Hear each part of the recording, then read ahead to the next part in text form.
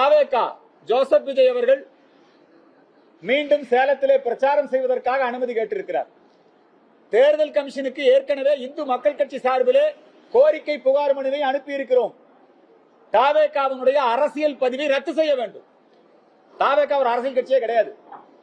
தேர்தல் கமிஷன் விதிமுறைகளின்படி, தேர்தல் ஆணைய விதிமுறைகளின்படி தாவேகா ஒரு நிகழ்ச்சி கூட நடத்தல. 18 வயது பூர்த்தியானவங்களுக்கு தான் கட்சி. ஆனா தாவேகா கூட்டத்தில் என்ன 18 கை குழந்தைகள் எல்லாம் எடுத்துட்டு வர்றாங்க. அவங்க நடத்துற எல்லா நிகழ்ச்சிகளையுமே சட்டம் ஒழுங்கு சீர்குலைவு, வன்முறை, உயிரிழப்பு. 40 பேர் செத்து போயிட்டான்.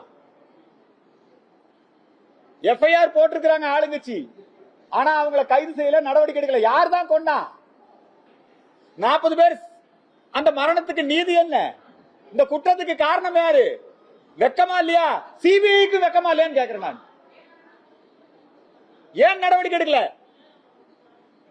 இந்த மரணங்களுக்கு காரணம் யார்? தாவேகாவா? தாவேகா மேல நடவடிக்கை எடு. சரி, அந்த இடத்துல சட்டம் ஒழுங்கு சரியாக பராமரிக்காமல் பாதுகாப்பு கொடுக்க தவறிய திமுகவா? திமுக மேல நடவடிக்கை எடு. அரசு அதிகாரிகள் மேல நடவடிக்கை எடு. 40 பேர் செத்து போயிருக்கிறான், மறுபடியும் அவன் கூட்டத்துக்கு வர்றாங்களாம். நீதிமன்றம் இதை வேடிக்கை பார்க்க கூடாது. நீதிமன்றம் நடவடிக்கை எடுக்க வேண்டும்.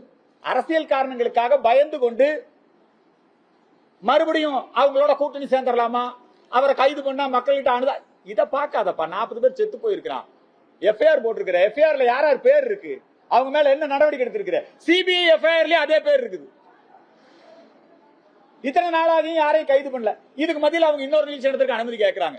ஆகவே அந்த நிகழ்ச்சியை நீதிமன்றமும் தடை செய்ய வேண்டும், காவல்துறையும் தடை செய்ய வேண்டும். திமுக பயந்துக்குது. திமுக ஜோசப், ஏன்னா திமுக தூண்டிவிட்ட டூல் கிட் தான் ஜோசப் விஜய். திமுக வேற, தாவேகா வேற அல்ல. ஒவ்வொரு தேர்தலுக்கும் திமுக ஒரு நடிகனை தயார் செய்யும். கடந்த தேர்தலே மக்கள் நீதி மையத்தை தயார் செய்தது கமலஹாசனை வைத்திருந்தது. இப்ப கமலஹாசன் என்னங்கிறாரு, நான் ரிமோட்டை ஏன் உடைச்சேன்னா வேற எவனாவது தூக்கிட்டு போயிருவானு உடைச்சாக்கு. நீ கையில் இருக்கிற டார்ச் லைட்ல கலைஞர் டிவி உடைச்சு போட்டு இப்ப என்னங்கன்னா ரிமோட்டை உடைச்சிட்டாங்கிறாரு. அந்த ரிமோட்டை யார் யார் தூக்கிட்டு போனா? ஜோசப் விஜய் தூக்கிட்டு போயிட்டாரா? அதே கமலஹாசன் தான் இப்ப ஜோசப் விஜய்.